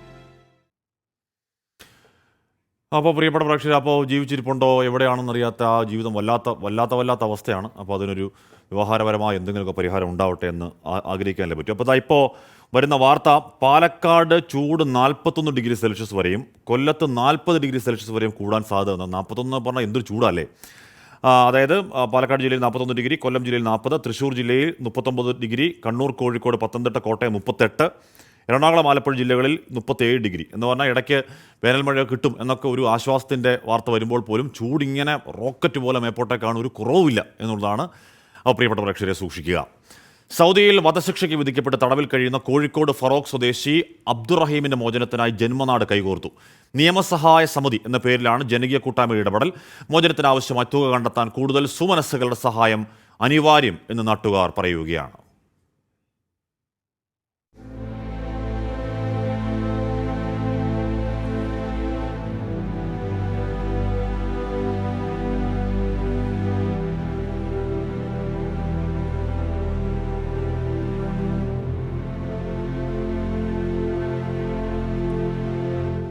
നാടിനേറെ പ്രിയപ്പെട്ട അബ്ദുറഹീമിനെ ജീവിതത്തിലേക്ക് തിരിച്ചെത്തിക്കാൻ സാധ്യമായ എല്ലാ വഴികളും തേടുകയാണ് നാട്ടുകാർ. ജനകീയ കമ്മിറ്റി രൂപീകരിച്ച് പ്രവർത്തനം ആരംഭിച്ചപ്പോൾ ഒരു നാടൊന്നാകെ കൈകോർത്തു. സന്നദ്ധ സംഘടനകളും മറ്റു കൂട്ടായ്മകളും പ്രവാസി ലോകത്തെ സുമനസ്സുകളും കൂടെ നിന്നു. അവനെ മോചിപ്പിക്കുക എന്നുള്ള നിലയ്ക്ക് ഈ നാടിൽ വ്യത്യാസമില്ല. ജനങ്ങളെല്ലാം ഒത്തൊരുമിച്ച് അതിനുവേണ്ടി യത്നിക്കുന്ന ഒരു സമയമാണ്. കുറഞ്ഞ ദിവസങ്ങൾ മാത്രമേ ഉള്ളൂ. ഈ ലോകം ഒത്തൊരുമിച്ചാലല്ലാതെ ഇത്രയും വലിയ ഒരു ഭീമമായ ഫണ്ട് ഒപ്പിക്കാൻ സാധ്യമല്ല. പ്രാദേശികമായി കോടമ്പുഴ എന്ന ഗ്രാമത്തിലെ എല്ലാവരും ചേർന്ന് റഹീമിനെ രക്ഷിക്കാനുള്ള അശ്രാന്ത പരിശ്രമത്തിലാണ്. നിങ്ങളാൽ കഴിയുന്ന പരമാവധി സഹായങ്ങൾ ഈ കമ്മിറ്റിക്ക് അയച്ചു തന്നും റഹീമിനെ രക്ഷിക്കാനുള്ള എല്ലാ മാർഗങ്ങളും ഞങ്ങൾ ആരായുകയാണ്. 9 ദിവസം മാത്രമാണ് ഇനി അവശേഷിക്കുന്നത്. മുൻപിലുള്ളത് ഭീമമായ തുകയാണ്. നാട്ടുകാർ പിരിച്ചെടുക്കുന്നത് കൊണ്ട് മാത്രം ലക്ഷ്യത്തിലേക്കെത്തില്ല. തിരിച്ചുവരവിനായി കനിവുള്ള മനുഷ്യരുടെ സഹായം തേടുകയാണ് കുടുംബത്തിനൊപ്പം അബ്ദുറഹീമിന്റെ നാടും. 24 കോഴിക്കോട്. ഒരമ്മ തീർത്താൽ തീരാത്ത കണ്ണീരിലാണ്. അത് മകൻ്റെ ജീവൻ നഷ്ടപ്പെടുമെന്നോർത്തുള്ള വല്ലാത്ത വേദനയാണ്. അപ്പോൾ അമ്മയുടെ കണ്ണീരൊപ്പാൻ നാട് കൈകോർത്താൽ പറ്റാവുന്നതേ ഉള്ളൂ. അപ്പോൾ ഒരു നാടൊന്നാ കൈകോർത്തിരിക്കുന്നു. അപ്പോൾ പ്രിയപ്പെട്ട പ്രേക്ഷകർ കഴിയുന്നതും ചെറിയ സഹായമാണെങ്കിൽ കൂടി ചെറിയ സഹായം അക്കൗണ്ടിലേക്ക് ഇടാൻ അഭ്യർത്ഥിക്കുകയാണ്. അക്കൗണ്ട് നമ്പർ ഒരിക്കൽ കൂടി പ്രിയപ്പെട്ട പ്രേക്ഷകർ ഒന്ന് കാണിക്കുകയും ചെയ്യുകയാണ്. അബ്ദുറഹീം ലീഗൽ അസിസ്റ്റന്റ് കമ്മിറ്റിയുടെ അക്കൗണ്ട് നമ്പറാണ്. IFSC കോഡ് അടക്കം അക്കൗണ്ട് നമ്പർ അടക്കം ബ്രാഞ്ച് അടക്കം വളരെ വ്യക്തമാണ്. അപ്പോൾ കഴിയാവുന്നത്തോളം സഹായം ചെയ്യുക. ഒരു ജീവൻ രക്ഷിക്കാനുള്ള കൈകോർക്കലാണ്, വലിയ കാര്യവുമാണ്. ഷാനു പറയുന്നുണ്ട്, ഇതുപോലെ തെളിയാത്ത ഒരുപാട് കേസുകളുണ്ട്. കാശ്മീർ അന്ന് ദേവനന്ദ എന്ന കുട്ടി സ്വന്തം അമ്മയുടെ മുൻപിൽ നിന്ന് അപ്രത്യക്ഷമായ എന്ത് പറ്റിയെന്ന് അമ്മയും അച്ഛനെയും ആരെയും വിശ്വസിക്കാൻ പറ്റുന്നില്ല. അങ്ങനെ കുറേ അധികം കേസുകളുണ്ട്. എല്ലാ കേസുകളും അങ്ങേയറ്റം കേൾക്കുമ്പോൾ സങ്കടം വരുന്ന, കണ്ണീര് ഒഴുകുന്ന കേസുകളാണ് താനും. മൂവാറ്റുപുഴയിലെ ആൾക്കൂട്ട കൊലപാതകത്തിൽ കൂടുതൽ പേർ പ്രതികളായി ഉണ്ടെന്ന് സ്ഥിരീകരിച്ച് പോലീസ്. കേസിൽ 2 പേർ നിരീക്ഷണത്തിലുണ്ട്. റിമാൻഡിലായ പ്രതികളെ കസ്റ്റഡിയിൽ വാങ്ങി വീണ്ടും ചോദ്യം ചെയ്യും. കസ്റ്റഡി അപേക്ഷ നാളെ നൽകിയേക്കും. മൂവാറ്റുപുഴ വാളകത്തെ ആൾക്കൂട്ട കൊലപാതകത്തിൽ കൂടുതൽ പേർക്ക് പങ്കുണ്ടെന്ന് പോലീസ് സ്ഥിരീകരിച്ചു. 2 പേർ നിരീക്ഷണത്തിലാണ്. കുറ്റകൃത്യത്തിൽ പങ്കുണ്ടെന്നുറപ്പാക്കിയ ശേഷം ഇവരുടെ അറസ്റ്റ് രേഖപ്പെടുത്തും. മൊബൈൽ ഫോൺ രേഖകളും പോലീസ് പരിശോധിക്കുന്നുണ്ട്. പെൺസുഹൃത്തിനെ കാണാനെത്തിയത് ചോദ്യം ചെയ്തായിരുന്നു അരുണാചൽ പ്രദേശ് സ്വദേശിയായ അശോക് ദാസിനെ ആൾക്കൂട്ടം മർദ്ദിച്ചു കൊലപ്പെടുത്തിയത്. സംഭവത്തിൽ പ്രദേശവാസികളായ 10 പേരെ പോലീസ് അറസ്റ്റ് ചെയ്തിരുന്നു. റിമാൻഡിൽ കഴിയുന്ന പ്രതികളെ വീണ്ടും കസ്റ്റഡിയിൽ വാങ്ങി ചോദ്യം ചെയ്യാനാണ് അന്വേഷണ സംഘത്തിന്റെ നീക്കം. പ്രതികൾ അശോക് ദാസിനെ മർദ്ദിക്കുന്നതിന്റെ കൂടുതൽ ദൃശ്യങ്ങൾ അന്വേഷണ സംഘം ശേഖരിക്കും. പ്രതികളുടെ മൊബൈൽ ഫോണിൽ നിന്ന് ഡിലീറ്റാക്കിയ ദൃശ്യങ്ങൾ സൈബർ സെല്ലിന്റെ സഹായത്തോടെ വീണ്ടെടുക്കാനുള്ള നടപടികളും ആരംഭിച്ചിട്ടുണ്ട്. 24 കൊച്ചി. പൂക്കോട് വെറ്റിനറി കോളേജ് വിദ്യാർത്ഥി സിദ്ധാർത്ഥന്റെ മരണവുമായി ബന്ധപ്പെട്ട അന്വേഷണ സംഘം കൈമാറിയ രേഖകൾ CBI പരിശോധിച്ചു തുടങ്ങി. നാളെ മുതൽ മൊഴിയെടുപ്പ് ആരംഭിക്കും. CBIക്ക് എല്ലാ സഹായങ്ങളും നൽകണമെന്ന് കാണിച്ച് ആഭ്യന്തര വകുപ്പ് ഉത്തരവിറക്കി. വൈത്തിരി റെസ്റ്റ് ഹൗസിലാണ് CBIയുടെ ക്യാമ്പ് ഓഫീസ്. കേസ് രജിസ്റ്റർ ചെയ്ത സംഘം രേഖകളുടെ പരിശോധന തുടങ്ങി. അന്വേഷണ ഉദ്യോഗസ്ഥനായിരുന്ന DYSP TN സജീവനും ക്യാമ്പ് ഓഫീസിൽ എത്തിയിരുന്നു. തിരുവനന്തപുരം യൂണിറ്റിൽ നിന്നുള്ള കൂടുതൽ അംഗങ്ങൾ അന്വേഷണ സംഘത്തിന്റെ ഭാഗമാകും. ഇന്നലെയാണ് CBSP സുന്ദർവേലിന്റെ നേതൃത്വത്തിലുള്ള സംഘം വയനാട്ടിലെത്തിയത്. നാളെ സിദ്ധാർത്ഥന്റെ മരണം സംഭവിച്ച പൂക്കോട് വെറ്റിനറി കോളേജിൽ എത്താനാണ് സാധ്യത. സിദ്ധാർത്ഥന്റെ ബന്ധുക്കളുടെ മൊഴി രേഖപ്പെടുത്താൻ ചൊവ്വാഴ്ച ഹാജരാകാനും നിർദ്ദേശം നൽകിയിട്ടുണ്ട്. പ്രതികളുടെ കസ്റ്റഡി അപേക്ഷ നൽകുന്നതടക്കമുള്ള നടപടികൾ ഉടനുണ്ടാകും. അതേസമയം CBIക്ക് വേണ്ട എല്ലാ സഹായവും ലഭ്യമാക്കാൻ ആഭ്യന്തര വകുപ്പ് DGPക്ക് നിർദ്ദേശം നൽകി. ആവശ്യത്തിന് പോലീസ് ഉദ്യോഗസ്ഥരെയും വാഹനങ്ങളും ഉറപ്പുവരുത്തണം. ഇന്റലിജൻസ് ഫോറൻസിക് സംഘത്തിന്റെ സേവനവും ലഭ്യമാക്കാൻ നടപടിയെടുക്കണമെന്നും സർക്കാർ ഉത്തരവിൽ പറയുന്നുണ്ട്. നാളെ ദേശീയ മനുഷ്യാവകാശ കമ്മീഷൻ പൂക്കോടെത്തും. 5 ദിവസം ക്യാമ്പ് ചെയ്താണ് തെളിവെടുപ്പ് നടത്തുക. സ്ഥാപനത്തിലെ അധ്യാപക അനധ്യാപക ജീവനക്കാരെ വിസ്തരിക്കും. 24 വയനാട്. അത് അരീക്കോട് മയക്കുമരുന്ന് വേട്ടയുടെ വാർത്ത വരുന്നുണ്ട്. 1 കിലോഗ്രാം ഹാഷിഷ് ഓയിൽ പിടിച്ചെടുത്തു എന്ന് പറഞ്ഞാൽ 1 കിലോ എന്ന് പറഞ്ഞാലും വിപണിയിൽ 10 ലക്ഷം രൂപ വില വരുന്ന മയക്കുമരുന്നാണ് പിടികൂടിയത് എന്നാണ് പറയുന്നത്. ഭോപ്പാലിലെ മലയാളി നഴ്സ് മായയുടെ കൊലപാതകത്തിൽ അറസ്റ്റിലായ സുഹൃത്ത് കുറ്റം സമ്മതിച്ചു. ബന്ധത്തിൽ നിന്ന് പിന്മാറാത്തതിനെ തുടർന്ന് ഫ്ളാറ്റിലേക്ക് വിളിച്ചു വരുത്തി കൊലപ്പെടുത്തിയെന്നാണ് മൊഴി. ഉത്തർപ്രദേശ് സ്വദേശിയാണ് പ്രതി ദീപക്. എറണാകുളം സ്വദേശിയായ നഴ്സ് മായ TM ഭോപ്പാലിലെ സ്വകാര്യ ആശുപത്രിയിലാണ് ജോലി ചെയ്തത്. ഇവിടെ അഡ്മിൻ വിഭാഗത്തിലായിരുന്നു പ്രതിയായ ദീപക് കട്ടിയാർ. വിവാഹിതയായ മായയുമായി 5 വർഷമായി ബന്ധമുണ്ടെന്നാണ് പ്രതിയുടെ മൊഴി. കഴിഞ്ഞ വർഷം ദീപക് വിവാഹിതനായി. ഇതോടെ ഇരുവരും തമ്മിൽ വഴക്ക് പതിവായി. ബന്ധത്തിൽ നിന്ന് പിന്മാറാൻ പലവട്ടം ആവശ്യപ്പെട്ടിട്ടും മായ വഴങ്ങിയില്ല. ഇതോടെ ഭാര്യയും മാതാപിതാക്കളും നാട്ടിൽ പോയ സമയത്ത് മായയെ ഫ്ളാറ്റിലേക്ക് വിളിച്ചുവരുത്തി കൊലപ്പെടുത്തുകയായിരുന്നു. ബുധനാഴ്ച 8 മണിയോടെയായിരുന്നു കൊല. എന്നാൽ 5 മണിക്കൂറോളം വീട്ടിൽ സൂക്ഷിച്ച ശേഷമാണ് പ്രതി മൃതദേഹം ആശുപത്രിയിലെത്തിച്ചത്.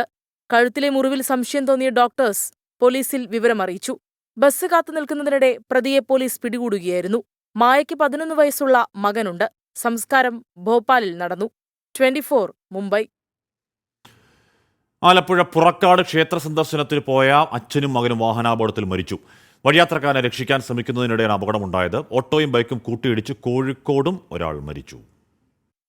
അമ്പലപ്പുഴ ക്ഷേത്രത്തിൽ ദർശനം കഴിഞ്ഞ ബൈക്കിൽ വീട്ടിലേക്ക് മടങ്ങുകയായിരുന്നു പുന്തല സ്വദേശി സുദേവും ഭാര്യ വിനതയും 12 വയസ്സുകാരൻ മകൻ ആദിദേവും. എതിരെ വന്ന മത്സ്യവ്യാപാരിയുടെ സൈക്കിൾ കാൽനടയാത്രക്കാരനെ ഇടിക്കാതിരിക്കാൻ വെട്ടിച്ചുമാറ്റി നേരെ വന്നത് സുദേവിന്റെ ബൈക്കിന് മുന്നിൽ. ഒഴിഞ്ഞുമാറുന്നതിനിടെ ടാങ്കർ ലോറിയിലേക്ക് ബൈക്ക് ഇടിച്ചു കയറി. സുദേവും ആദിദേവും തൽക്ഷണം മരിച്ചു. ഗുരുതരമായി പരിക്കേറ്റ വിനിത ആലപ്പുഴ മെഡിക്കൽ കോളേജ് ആശുപത്രിയിൽ തീവ്രപരിചരണ വിഭാഗത്തിൽ ചികിത്സയിലാണ്. കോഴിക്കോട് മുച്ചുകുന്ന ബൈക്കും ഓട്ടോയും കൂട്ടിയിടിച്ചായിരുന്നു അപകടം. ബൈക്ക് യാത്രികനായ കൊല്ലം ഊരാംകുന്നുമ്മൽ റിനീഷാണ് മരിച്ചത്. 24 ആലപ്പുഴ.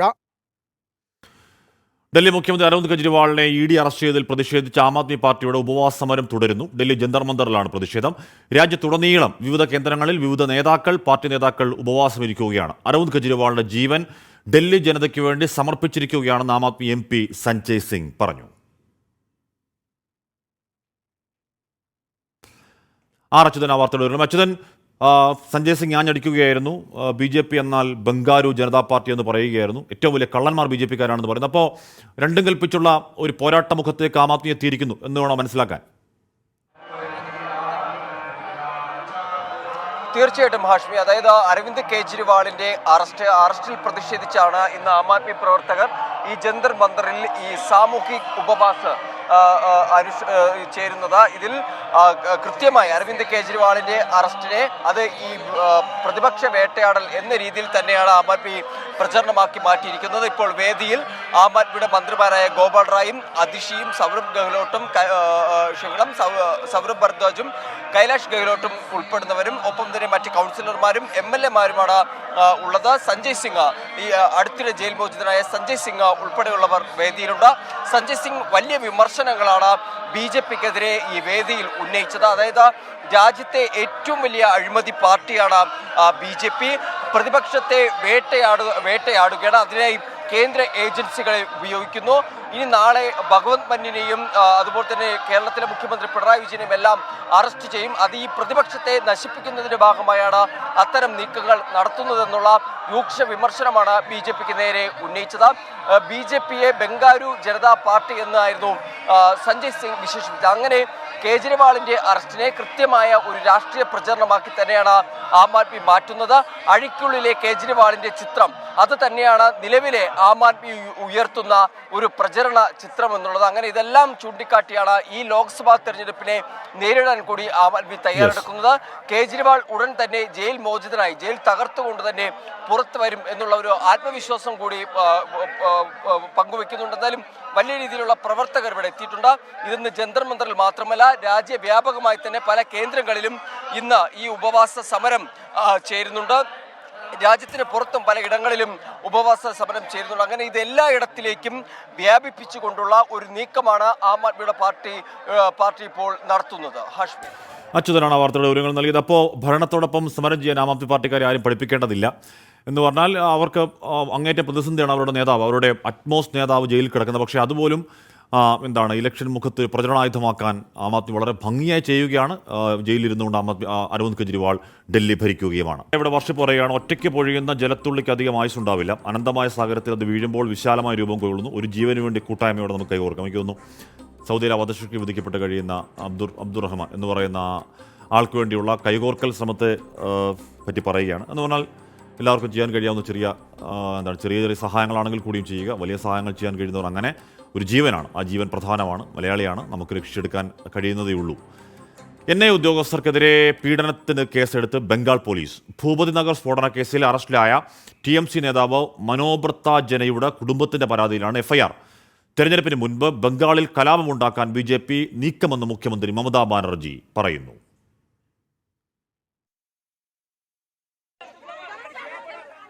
ഈസ്റ്റ് മിഡ്നാപൂരിലെ ഭൂപതി നഗറിൽ വെച്ച് ഇന്നലെ ആക്രമിക്കപ്പെട്ട NIA ഉദ്യോഗസ്ഥർക്കെതിരെയാണ് ബംഗാൾ പോലീസ് കേസെടുത്തത്.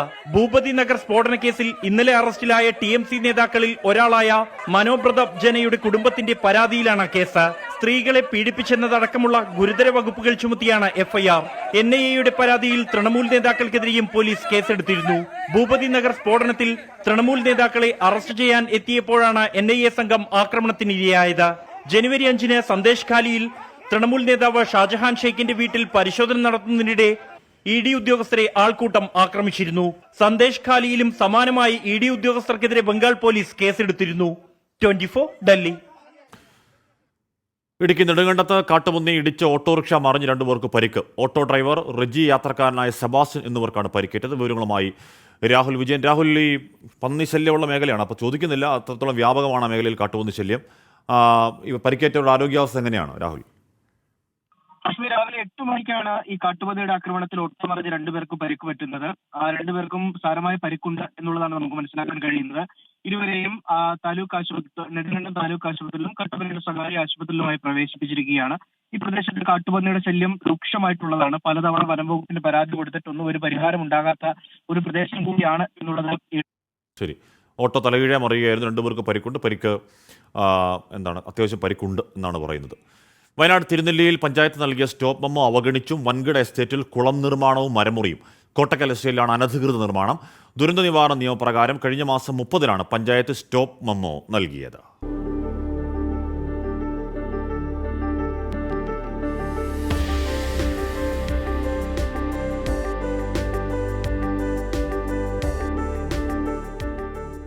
സാധാരണക്കാരന് വേറെ ഒരു നീതി തന്നെയാണ്, ഒരു സൈസ് ഇതാണ്. ഈ വൻകിടക്കാരന് എന്ത് വേണേലും ആകാം. ഇവിടെ ഈ പഞ്ചായത്തിൽ എന്ത് വേണേലും ആകാം. ഇത് നിങ്ങൾ കാണുന്നുണ്ട്. ഇത് ഈ ചെറിയ മരങ്ങളൊന്നും അല്ല. ഏത് സൈസ് മരങ്ങളുണ്ടായിരുന്നത് കുറേ അപ്പുറം ചെന്നറിയാം. ഏത് സൈസ് മരങ്ങളുണ്ടായിരുന്ന തോട്ടമായിരുന്നു. ഇതൊരു പാവപ്പെട്ടവൻ 1 ഏക്കറുള്ളവനോ 10 സെന്റ് ഉള്ളവനോ ചെയ്തെങ്കിൽ അവൻ്റെ കുരിശ് തറച്ച് കൊന്നേനെ.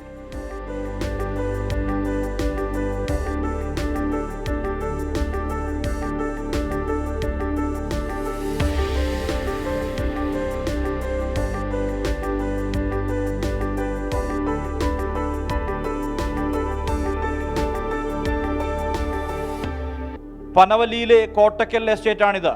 താഴെയുള്ള ആദിവാസി കോളനികളിലേക്ക് വെള്ളമൊഴുകുന്ന നീർച്ചാൽ തടസ്സപ്പെടുത്തിയാണ് ഇവിടെ വൻകിട നിർമ്മാണങ്ങൾ നടക്കുന്നത്. നീർച്ചാൽ തടസ്സപ്പെടുത്തി ഒരു കൂറ്റൻ തടാകം നിർമ്മിക്കുകയാണ്. അടുത്ത് നിർമ്മാണം പുരോഗമിക്കുന്ന കെട്ടിടങ്ങൾ. ഇതിനായി ഈ മേഖലയിൽ മുറിച്ചത് വൻമരങ്ങൾ. മറ്റൊരു തരത്തിലുള്ള അനുമതിയും നിർമ്മാണ പ്രവർത്തനങ്ങൾക്കില്ല. പരാതി ഉയർന്നതോടെ പഞ്ചായത്ത് കഴിഞ്ഞ 30-ന് സ്റ്റോപ്പ് മെമ്മോ നൽകി. 353/39-40 സർവേ നമ്പറുകളിൽ ഉള്ളതാണ് എസ്റ്റേറ്റ്. പനവല്ലി മുണ്ടുകോട്ടയ്ക്കൽ സുജിത് മാത്യു എന്നയാൾക്കാണ് നോട്ടീസ് നൽകിയത്. ദുരന്ത നിവാരണ ചട്ടങ്ങൾ ലംഘിച്ചതായാണ് കണ്ടെത്തൽ. എസ്റ്റേറ്റിലൂടെയുള്ള നീർച്ചാൽ നികത്തപ്പെട്ടതോടെ അടുത്തുള്ള ചെമ്പകമൂല കോളനി നിവാസികൾക്ക് കുടിവെള്ളം കിട്ടുന്നില്ല. കുളം കുത്തിയിട്ട് അവർ വെള്ളം തോട്ടത്തിലേക്ക് അടിക്കും. അപ്പോൾ ആദ്യമൊന്നും ഇങ്ങനെ കുളമൊന്നും ഇത്ര കുളങ്ങളൊന്നും ഇല്ലായിരുന്നു. ഇപ്പോൾ ഭയങ്കര കുളങ്ങളായിട്ട് വെള്ളം തോട്ടത്തിലേക്ക് അടിക്കുന്നത് കൊണ്ട് ഇപ്പോൾ തീരെ അലക്കാൻ കുടിക്കാനൊക്കെ ഒന്നും വെള്ളമില്ല. പ്രദേശത്ത് സംരക്ഷിത മരങ്ങളായ ഈട്ടിയടക്കം മുറിച്ചു കടത്തിയതായി സൂചനയുണ്ട്. സംഭവത്തിൽ വനം വകുപ്പും അന്വേഷണം നടത്തുകയാണ്. 24 വയനാട്. ഈ കൊടും ചൂടിൽ അംഗനവാടി കുട്ടികൾക്കും അംഗനവാടി പ്രവർത്തകർക്കും അവധി നൽകാത്തതിൽ വളരെ വിഷമം തോന്നുമെന്ന് ബിന്ദുദാസ് പറയുന്നുണ്ട്. ആ വിഷമം സാധൂകരിക്കാൻ കഴിയുന്ന വിഷയമാണെങ്കിൽ അത്രത്തോളം കൊടും ചൂടാണ്. പാലക്കാട് 41 ഡിഗ്രി സെൽഷ്യസ് വരെയൊക്കെയാണ് പോകുന്നത്. അമേരിക്കൻ യുദ്ധക്കപ്പലുകൾ അറ്റകുറ്റപ്പണിക്കായി ഇനി എങ്ങോട്ടേക്കാണ് എത്തുകയെന്നറിയാവോ? നമ്മുടെ സ്വന്തം കൊച്ചിയിലേക്കാണ്. ഇന്ത്യ അമേരിക്ക സൈനിക സഹകരണത്തിന്റെ ഭാഗമായി കൊച്ചിൻ ഷിപ്പ്യാർഡിലേക്കാണ് അമേരിക്കൻ യുദ്ധക്കപ്പലുകൾ പണി പൂർത്തിയാക്കാൻ എത്തുക. ഇന്ത്യ US സൈനിക സഹകരണത്തിന്റെ ഭാഗമായാണ് അമേരിക്കൻ യുദ്ധക്കപ്പലുകളുടെ അറ്റകുറ്റപ്പണിക്കുള്ള കരാർ. മാസ്റ്റർ ഷിപ്പ്യാർഡ് റിപ്പയർമെന്റ് അഗ്രിമെന്റിൽ ഒപ്പുവെച്ച വിവരം സ്റ്റോക്ക് എക്സ്ചേഞ്ചിൽ സമർപ്പിച്ച ഫയലിംഗിലാണ് കൊച്ചിൻ ഷിപ്പ്യാർഡ് വെളിപ്പെടുത്തിയത്.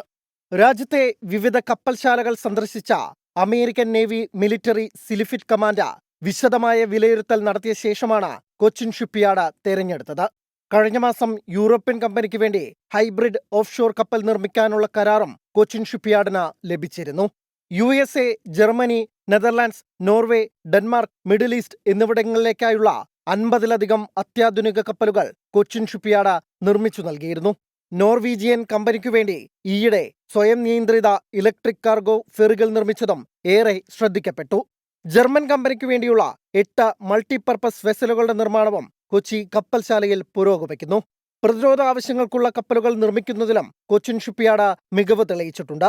രാജ്യത്ത് ആദ്യമായി തദ്ദേശീയമായി വികസിപ്പിച്ച INS വിക്രാന്ത വിമാനവാഹിനി കപ്പൽ നാവികസേനയ്ക്ക് കൈമാറിയത് സമീപകാലത്താണ്. കൂടാതെ ആന്റി സബ്മറൈൻ യുദ്ധക്കപ്പലുകളും പുതുതലമുറ മിസൈൽ വെസലുകളും നിർമ്മിക്കാനുള്ള ഓർഡറും കൊച്ചിൻ കപ്പൽശാലയ്ക്ക് ലഭിച്ചിട്ടുണ്ട്. Research desk 24. വെൽക്കം ബാക്ക് പ്രിയപ്പെട്ട പ്രേക്ഷകത. നമ്മുടെ ചേറും ചേറാടിച്ചേട്ടൻ പറയുകയാണ്, ഒരേ സമയം ഒന്നിലധികം ട്രാൻസാക്ഷൻ അറ്റംപ്റ്റ് നടക്കുന്നതുകൊണ്ടാണ് അങ്ങനെ സംഭവിക്കുന്നത്. സംഘാടകരോട് ഒരു അക്കൗണ്ട് കൂടി സജീവമാക്കാൻ നിർദ്ദേശിക്കുമെന്ന് പറയുകയാണ്. അപ്പോൾ നമ്മുടെ സൗദിയിൽ വധശിക്ഷയ്ക്ക് വിധിക്കപ്പെട്ട മനുഷ്യൻ്റെ ഈ അക്കൗണ്ട് നമ്പർ ഒരു അക്കൗണ്ട് നമ്പറിലേക്ക് ഒരേ സമയം കാശ് പോകുന്നതുകൊണ്ടാണ് ആ പ്രശ്നമെന്ന് പറയുന്നത്. എന്തായാലും സംഘാടകർ നോക്കണം എന്നുകൂടി ഒരിക്കൽ കൂടി ആവശ്യപ്പെടുകയുമാണ്. വിശ്വാസികൾക്ക് വ്രതശുദ്ധിയുടെ നാളുകൾ. അൽ മുക്താദിർ ഗോൾഡ് ആൻഡ് ഡയമണ്ട്സ് പുണ്യങ്ങളുടെ പൂക്കാലം സമർപ്പിക്കുന്നത് എല്ലാ ആഭരണങ്ങളും ഇപ്പോൾ പണിക്കൂലിയില്ലാതെ വാങ്ങാം. അൽ മുക്താദിർ ജ്വല്ലേഴ്സ്.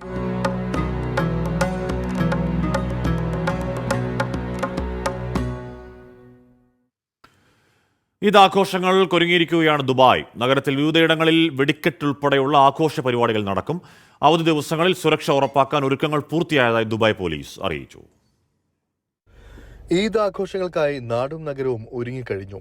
ദുബായിൽ 50ഓളം ആഘോഷ പരിപാടികളാണ് അവധി ദിനങ്ങളിൽ അരങ്ങേറുക. Al Seef, blue waters island, JBR beach എന്നിവിടങ്ങളിൽ ആഘോഷ പരിപാടികൾക്ക് പുറമെ വെടിക്കെട്ടും നടക്കും. ദുബായ് പാർക്ക് ആൻഡ് റിസോർട്ടിലും ഈ ദിനത്തിൽ കണ്ണഞ്ചിപ്പിക്കുന്ന വെടിക്കെട്ടുണ്ടാകും. അതോടൊപ്പം അവധി ദിനങ്ങളിൽ രാത്രി 3 തവണ ലേസർ ഷോയും അരങ്ങേറും. അതേസമയം റമദാൻ മാസത്തിന് ശേഷം സാധാരണ സമയക്രമത്തിലേക്ക് വരുമെന്ന് ഗ്ലോബൽ വില്ലേജ് അധികൃതരും അറിയിച്ചു. ഇതനുസരിച്ച് വൈകിട്ട് 4 മുതൽ ഗ്ലോബൽ വില്ലേജ് തുറന്ന് പ്രവർത്തിക്കും. ഈദ് അവധി ദിനങ്ങളിൽ രാത്രി 2 മണി വരെ ഗ്ലോബൽ വില്ലേജ് ഉണ്ടാകുമെന്നും ഈ മാസം 10 മുതൽ 14 വരെ രാത്രി 9 മണിക്ക് വെടിക്കെട്ടും ആസ്വദിക്കാനാകുമെന്നും അധികൃതർ വ്യക്തമാക്കി. ഹത്തയിലും സംഗീത പരിപാടികളും വെടിക്കെട്ടും അരങ്ങേറും. അവധി ദിനങ്ങളിൽ സുരക്ഷ ഉറപ്പാക്കാൻ ഒരുക്കങ്ങൾ പൂർത്തിയായതായി ദുബായ് പോലീസ് അറിയിച്ചു. നഗരത്തിൽ 429 പട്രോളിംഗ് വാഹനങ്ങൾ ഉൾപ്പെടെ സജ്ജമാക്കിയതായാണ് ദുബായ് പോലീസ് വ്യക്തമാക്കിയിരിക്കുന്നത്. 24 ദുബായ്. ഇനി ഇന്നത്തെ നോമ്പുതുറ സമയം. അൽ മുക്താദിർ ഗോൾഡ് ആൻഡ് ഡയമണ്ട്സ് നോമ്പുതുറ സമയം സമർപ്പിക്കുന്നത് എല്ലാ ആഭരണങ്ങളും ഇപ്പോൾ പണിക്കൂലിയില്ലാതെ വാങ്ങാം. അൽ മുക്താദിർ ജ്വല്ലേഴ്സ്.